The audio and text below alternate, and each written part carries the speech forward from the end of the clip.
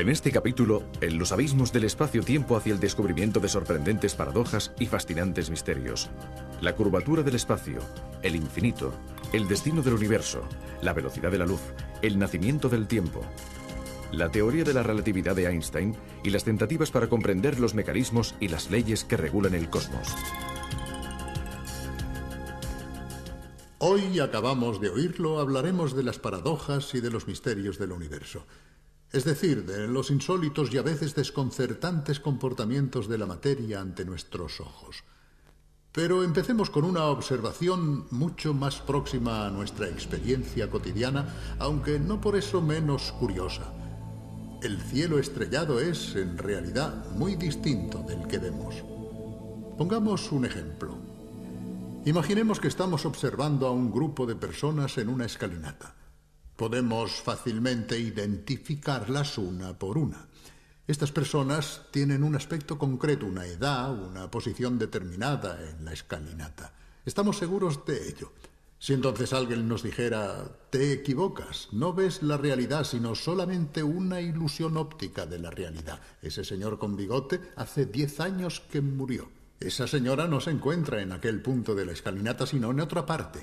Ese chico, en realidad, es un viejecito calvo de barba blanca. Bueno, nos desconcertaría, pues eso es precisamente lo que sucede cuando miramos el cielo estrellado. El firmamento que vemos es tan solo una ilusión óptica, porque ciertas estrellas que vemos brillar en realidad ya han muerto. Otras se encuentran en una posición distinta. Algunas otras, que parecen jóvenes, en realidad son muy viejas, etc. Todo esto se debe al tiempo que emplea la luz en llegar hasta nosotros. Mayor cuanto más lejanas están las estrellas. Es un hecho perfectamente conocido, pero al pensarlo siempre nos sorprende un poco, precisamente porque es algo que no forma parte de nuestra experiencia cotidiana. Cuando los astrónomos observan el universo, se encuentran con este curioso fenómeno. Y saben muy bien que sus telescopios son, en cierto modo, máquinas del tiempo que miran a lo lejos, no solamente en el espacio, sino hacia atrás en el pasado. Veamos un reportaje sobre este tema. La luz viaja a 300.000 kilómetros por segundo, es decir, realiza 7 veces la vuelta a la Tierra en este breve espacio de tiempo. Sin embargo, incluso a esta velocidad, la máxima posible, los abismos cósmicos y las distancias que separan estrellas y galaxias siguen siendo inmensas y prácticamente infranqueables. La amplitud del espacio y la relativa lentitud de la luz tienen una consecuencia curiosa. La luz que nos llega desde las estrellas surgió hace cientos de miles, quizás millones o miles de millones de años, y nos muestra el astro tal como era en épocas remotas, no como es ahora. Por eso los telescopios funcionan como auténticas máquinas del tiempo. Los objetos celestes que observamos no están lejos solamente en el espacio, sino también en el tiempo. Por ejemplo, la luz del Sol emplea 8 minutos en viajar de su superficie hasta nosotros. La luz de la estrella más cercana que vemos en la actualidad, Próxima Centauri, surgió hace 4 años y 4 meses. Cuando observamos el centro de la Vía Láctea, lo vemos tal como era hace 30.000 años, la época en que la luz que llega actualmente a la Tierra empezó su viaje desde esas remotas regiones cósmicas. La máquina del tiempo que se oculta en los telescopios acelera bruscamente al salir de nuestra galaxia. Nosotros vemos Andrómeda, la galaxia más cercana, tal como era hace 2 millones de años. De hecho, es el mismo tiempo que ha empleado la radiación luminosa en superar el abismo de espacio que nos separa de esa galaxia. Y si en Andrómeda una civilización tecnológicamente evolucionada pudiera observar nuestro planeta, no vería la Tierra actual, sino la de hace 2 millones de años, con nuestros antepasados los homínidos correteando todavía por la sabana africana. Incluso Andrómeda, pese a su lejanía, es una vecina cercana. Este cuásar está alejado 10.000 millones de años luz, es decir, su luz ha empleado 10.000 millones de años en llegar hasta nosotros. Conclusión: la imagen captada por el telescopio, en realidad, nos muestra cómo era aquel objeto hace 10.000 millones de años, o sea, cuando el universo era mucho más joven. Tampoco posibles mensajes de actividad extraterrestre captados por los radiotelescopios nos pondrían directamente en contacto con esos alienígenas inteligentes. Podría ser que la señal nos llegara cuando esa civilización ya se hubiese extinguido. Si existieran extraterrestres inteligentes a unos 30 años luz de nosotros, ahora empezarían a recibir los primeros capítulos de este concurso, cuando actualmente en la Tierra el programa es una reliquia casi olvidada de la historia de la televisión.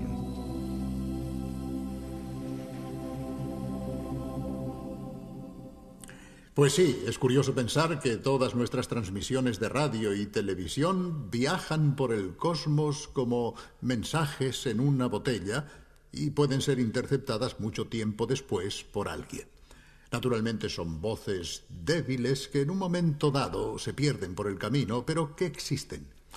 Pero ahora vayamos a otro aspecto fascinante cuando se habla de espacios cósmicos. Se trata de un tema mucho más misterioso ante el cual se pierde nuestra mente. Es el infinito.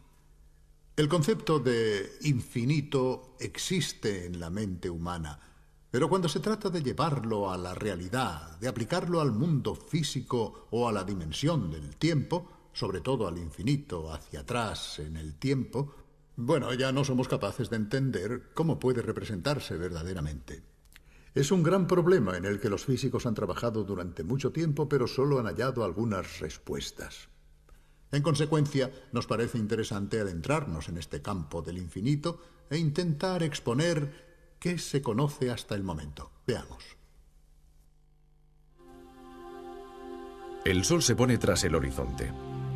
Sin embargo, aunque desaparece más allá del perfil de las montañas, no desaparece totalmente. De hecho, podemos imaginarlo mientras continúa iluminando otras tierras y otros hombres.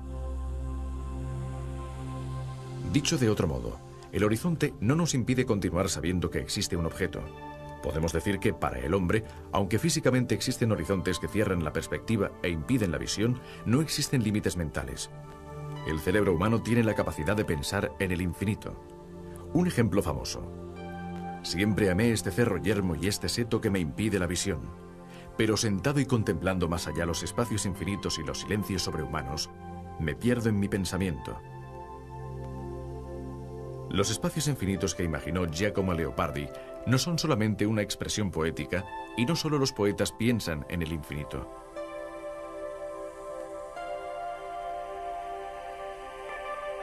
Veamos otro ejemplo. La sucesión de los números 1, 2, 3, 4, 1000, 1000 millones, 1 billón. Siempre podremos decir uno más y concebir un número todavía mayor hasta el infinito. Cada vez que nos enfrentamos al concepto de infinito, chocamos con algún rompecabezas. Este es uno de ellos. Desde la escuela sabemos que los números son infinitos, pero si solo consideramos los pares, nos parece que son exactamente la mitad de todos los números. Sin embargo, esta es la paradoja. Los números pares son infinitos al igual que la serie completa de números. Al hablar de infinito, la parte es igual al todo. Naturalmente, estos infinitos de los que nos hablan las matemáticas son solamente mentales, maneras de funcionar de nuestro cerebro. De hecho, podemos preguntarnos si el infinito solo existe verdaderamente en el mundo físico. ¿Podemos decir que el universo es infinito o que existen dimensiones infinitas? A primera vista parece difícil hallar el infinito en el mundo que nos rodea.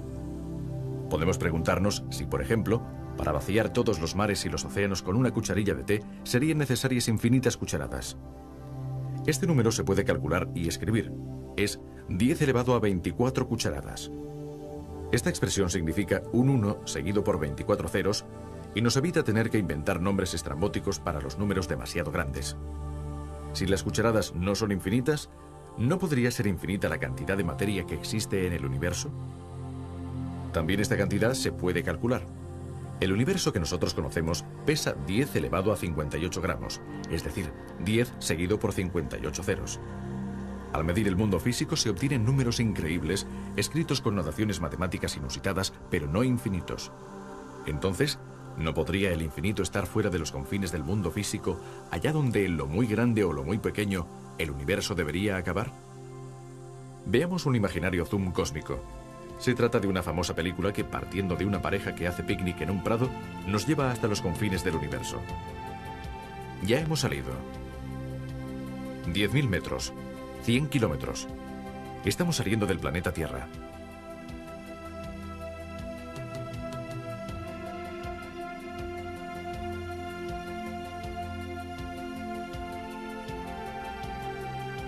A 10.000 millones de kilómetros abandonamos el sistema solar. De ahora en adelante será mejor contar en años luz, es decir, el camino recorrido por la luz en un año. La estrella más cercana a nosotros, Próxima Centauri, está a 4 años luz. A 10.000 años luz salimos de nuestra galaxia, la Vía Láctea, y nos adentramos en los espacios intergalácticos. Estamos a 100 millones de años luz de la Tierra. Ahora nuestra galaxia también es invisible, sin embargo los confines del universo todavía están lejos. Varias estimaciones afirman que actualmente los confines del universo se encuentran aproximadamente a 15.000 millones de años luz de nosotros. Pero una hipotética astronave que alcanzara la velocidad de la luz y que partiera hoy en esta desesperada expedición no llegaría jamás. Durante su interminable viaje, los confines se alejarían y se crearían nuevos espacios entre la astronave y el hipotético límite del universo. De hecho, vivimos en un universo que se expande, en el que cada galaxia se está alejando de las otras galaxias. Pero, ¿podemos preguntarnos si tiene sentido hablar de los confines del universo? Según los científicos, esta pregunta no tiene sentido. No es posible imaginar el universo como una esfera que se expande en el espacio vacío. El universo es todo lo que existe, incluido el espacio. El problema de los límites es, pues, muy complicado y está relacionado con otro interrogante. ¿El universo es finito o infinito? De momento no se ha encontrado una respuesta válida. Sin embargo, por la teoría de la relatividad general de Einstein, sabemos que todo depende de la cantidad de materia presente en el cosmos. La relatividad nos muestra que la materia curva el espacio. Aunque estos conceptos son muy complicados, intentaremos poner un ejemplo. El espacio es una sábana tendida horizontalmente. La materia es una pelota situada sobre esta sábana. Cuanto más pesada es la pelota, más se hundirá en la sábana, hasta el punto de que quedará completamente envuelta. Pues bien, si la materia del cosmos, es decir, las estrellas, las galaxias y la materia oscura, es suficiente, conseguirá curvar el espacio hasta hacerlo cerrarse sobre sí mismo y formar una esfera. En este caso, el universo será finito.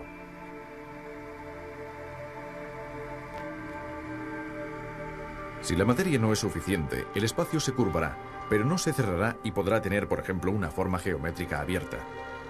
El universo será entonces infinito.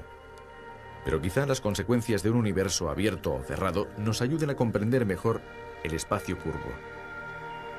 Si el espacio está cerrado sobre sí mismo, un rayo de luz que parta de un punto volverá al mismo punto después de miles de millones de años y de haber recorrido una gigantesca circunferencia. Sería casi como dar la vuelta a la Tierra partiendo hacia el este y volviendo por el oeste. Si el universo no está cerrado, el rayo de luz no volverá al punto de partida y se perderá en el infinito. No encontraremos límites en ninguno de los casos. Naturalmente no advertimos la curvatura del espacio, igual que nuestros lejanos antepasados no advertían la curvatura de la Tierra, porque solamente veían porciones demasiado pequeñas.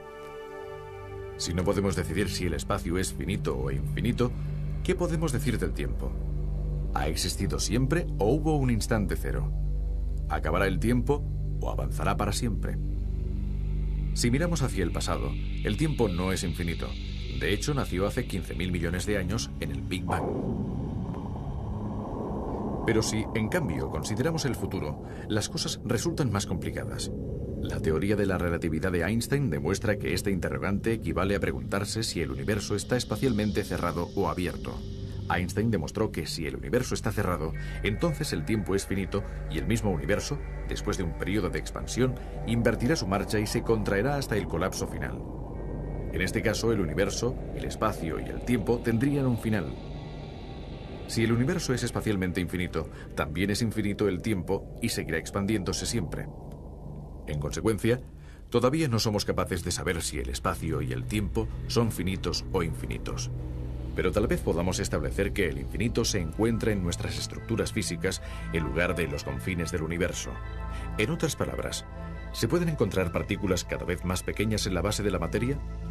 Aquí está de nuevo nuestro zoom, esta vez partiendo de una mano.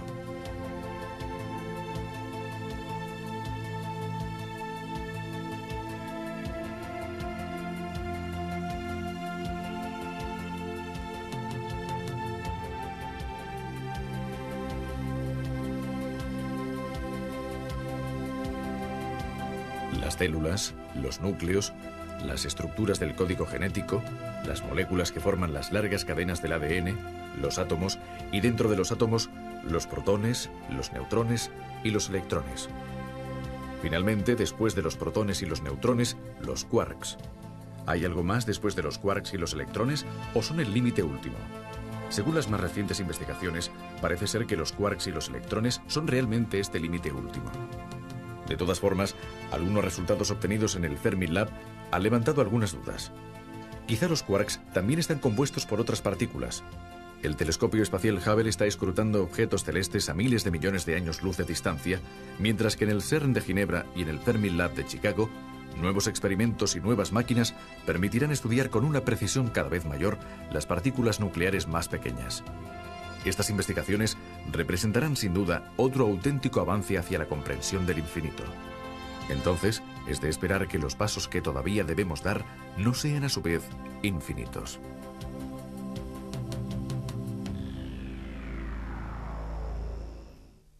En resumen, es un terreno en el que todavía debemos aprender y descubrir muchísimas cosas, lo que supone un desafío para nuestra inteligencia y seguramente para la de nuestros descendientes. Bueno, pero hay otro aspecto muy interesante que surge cuando se habla de los llamados misterios de la materia, y son las relaciones entre el espacio, el tiempo y la velocidad. En nuestra experiencia cotidiana los vemos como tres cosas separadas. Medimos el espacio con reglas, el tiempo con cronómetros, medimos la velocidad con el velocímetro del coche, por ejemplo, pero jamás se nos ocurre que estas tres cosas están íntimamente relacionadas entre sí y se influyen mutuamente. Albert Einstein, en su teoría de la relatividad, mostró en cambio que el espacio y el tiempo pertenecen a un mismo sistema y que un objeto, a medida que se acerca a la velocidad de la luz, sufre unas distorsiones espacio-temporales respecto a un observador que permanece en reposo. Es una cuestión muy compleja, un auténtico rompecabezas que desafía nuestro sentido común debido a las paradojas que conlleva.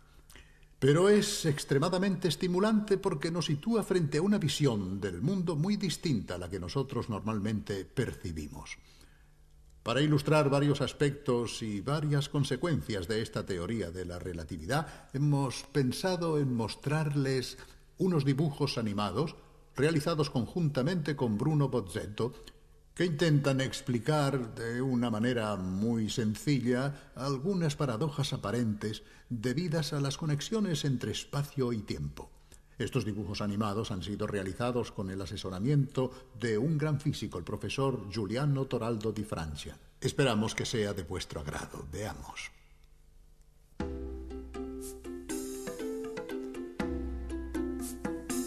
En el transcurso de la historia, el hombre se ha encontrado frente a nuevos descubrimientos que han convulsionado sus conocimientos.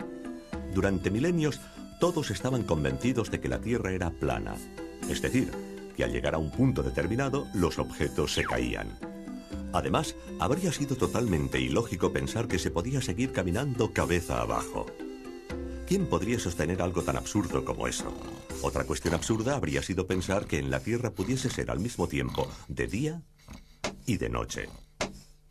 Es decir, que mientras algunos trabajaban bajo el sol, para otros era de noche. Todavía era más absurda la idea de que pudiera existir un punto de la Tierra que, una vez cruzado, hiciera retroceder un día. En cambio, hoy sabemos que volando, por ejemplo, de Tokio a Honolulu, se cruza la línea de la fecha y se retrocede en el calendario. Naturalmente sabemos que cuando en California es mediodía, en Moscú es medianoche, y que los australianos están cabeza abajo respecto a nosotros y nosotros respecto a ellos. En el pasado, todas estas cosas estaban fuera del alcance de la experiencia humana y, en consecuencia, parecían incomprensibles. Actualmente, a nosotros también nos parecen incomprensibles las paradojas del espacio y del tiempo derivadas de la teoría de la relatividad, precisamente porque están fuera de nuestra experiencia cotidiana. Por ejemplo, ¿cómo es posible que cuanto más cerca se está de la velocidad de la luz, más lentamente transcurra el tiempo? cómo entender que si un astronauta viaja durante un tiempo a una velocidad cercana a la de la luz, cuando regrese a la Tierra encontrará a su hermano gemelo mucho más viejo que él. ¿Y cómo es posible que a esta altísima velocidad un objeto se contraiga aumentando su masa? El hecho es que estas paradojas nos parecerían totalmente normales si formaran parte de nuestra experiencia cotidiana. Pero esto no sucede por una sencilla razón. Estos fenómenos se hacen evidentes únicamente al viajar a velocidades muy cercanas a la de la luz, y estas velocidades están más allá de nuestra capacidad. Basta con pensar que el objeto más veloz que ha construido el hombre es una sonda interplanetaria que en el momento de máxima velocidad puede alcanzar aproximadamente los 20 kilómetros por segundo. Pues bien, la luz es 15.000 veces más veloz. 300.000 kilómetros por segundo, es decir, que un vehículo interplanetario actual comparado con la luz se encuentra en la misma situación que una tortuga en relación a un reactor. Es 15.000 veces más lento. Por esta razón, nunca hemos podido entrar en la zona mágica en la que tienen lugar estas paradojas. Pero, ¿por qué suceden únicamente cerca de la velocidad de la luz? En realidad, se producen siempre, incluso a baja velocidad. Pero los efectos son demasiado pequeños para que nos demos cuenta. De hecho, su crecimiento es muy rápido al aumentar la velocidad. Basta con un simple ejemplo para entender este concepto.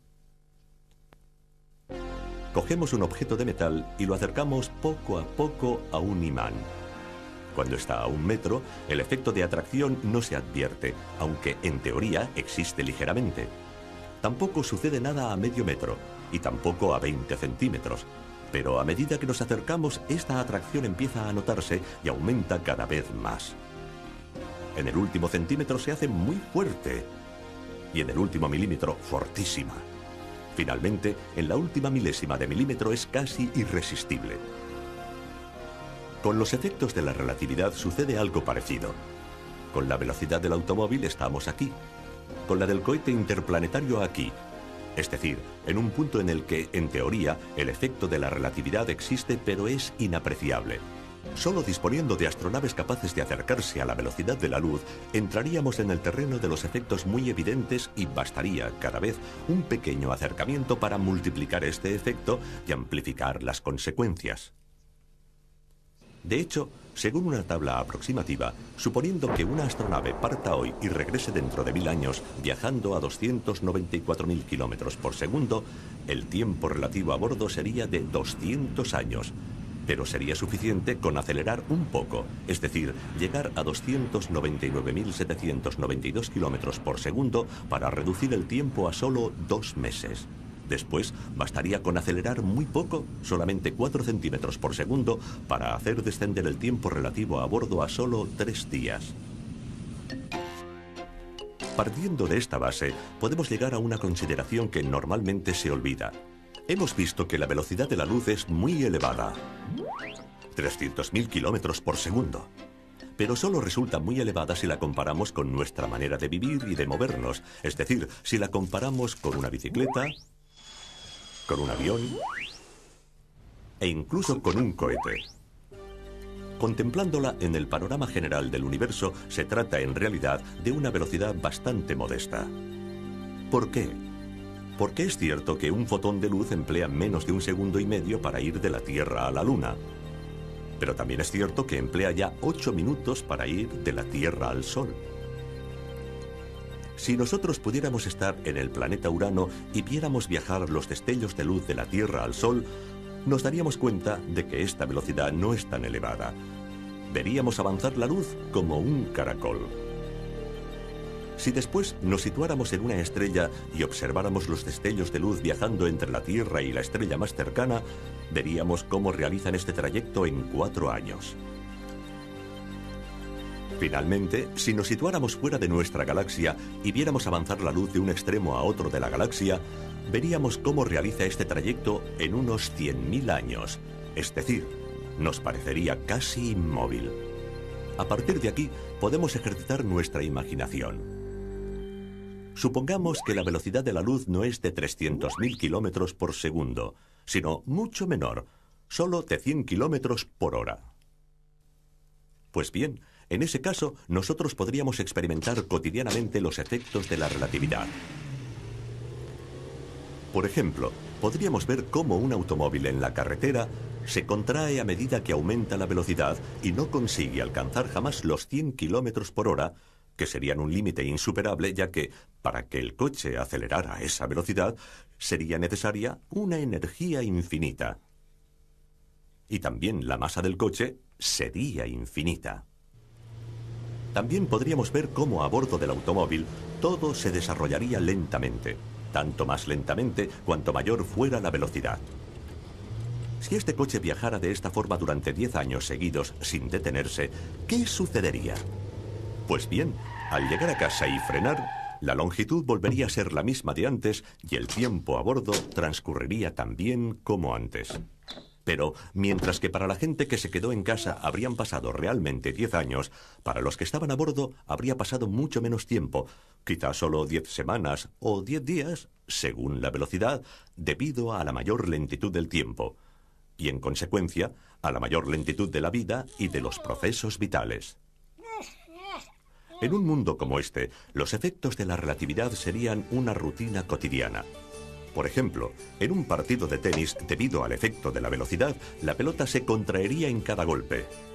Después, al detenerse, volvería a sus dimensiones anteriores. Después de un tiempo, ya no tendríamos en cuenta lo extraño del caso y lo consideraríamos una ley física normal, como en realidad es.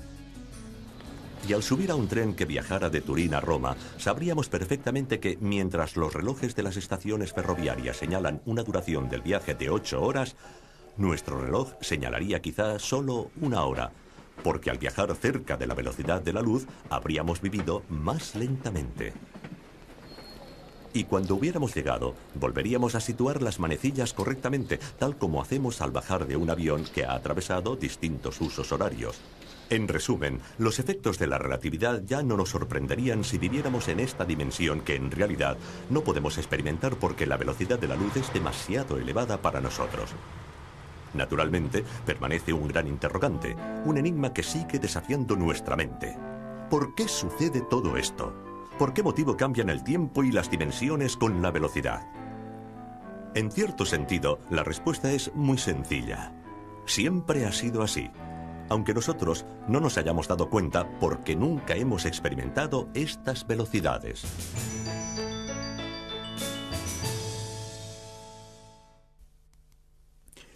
Bueno, pues aquí termina este capítulo tan denso en conceptos muy complejos y a menudo desconcertantes. Pero ya es habitual que la física nos haga entrar en laberintos en los que debemos cambiar la lógica con la que razonamos a diario. También la lógica, en cierto sentido, debe sufrir las mismas distorsiones que la materia.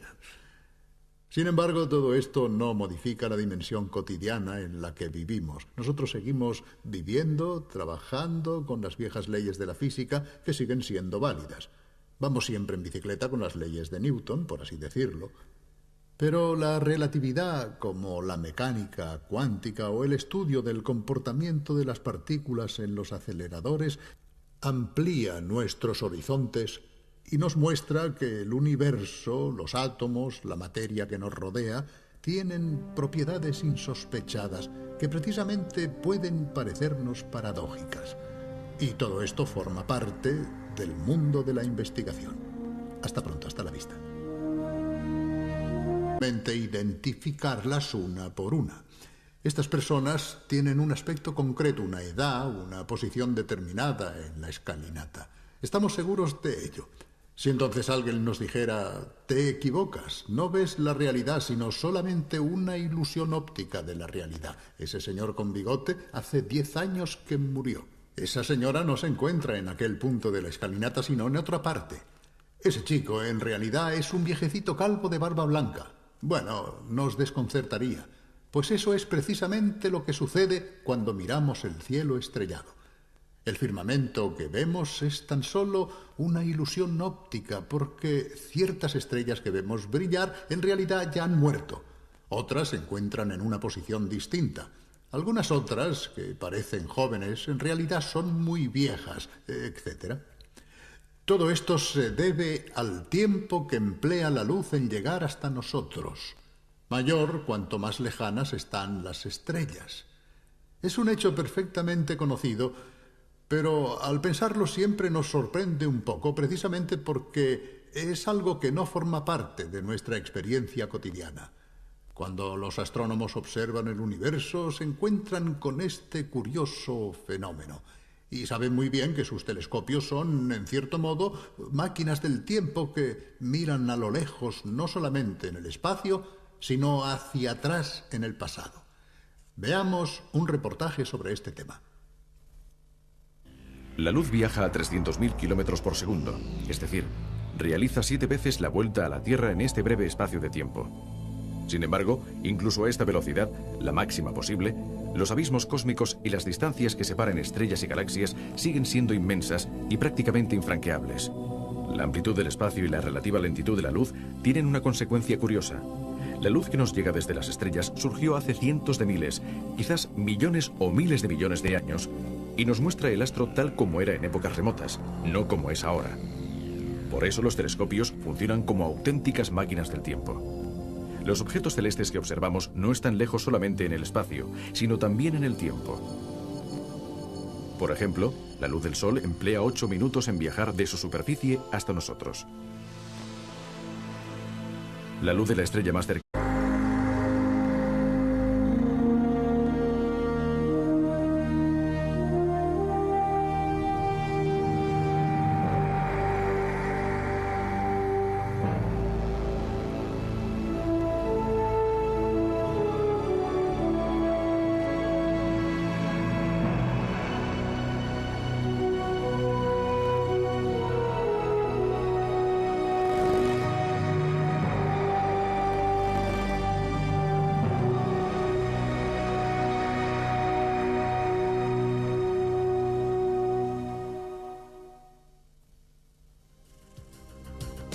En este capítulo, en los abismos del espacio-tiempo hacia el descubrimiento de sorprendentes paradojas y fascinantes misterios.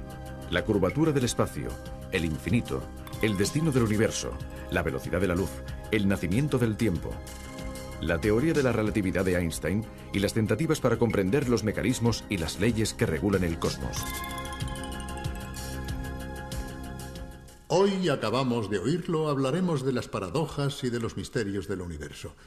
Es decir, de los insólitos y a veces desconcertantes comportamientos de la materia ante nuestros ojos. Pero empecemos con una observación mucho más próxima a nuestra experiencia cotidiana, aunque no por eso menos curiosa. El cielo estrellado es, en realidad, muy distinto del que vemos. Pongamos un ejemplo. Imaginemos que estamos observando a un grupo de personas en una escalinata. Podemos fácilmente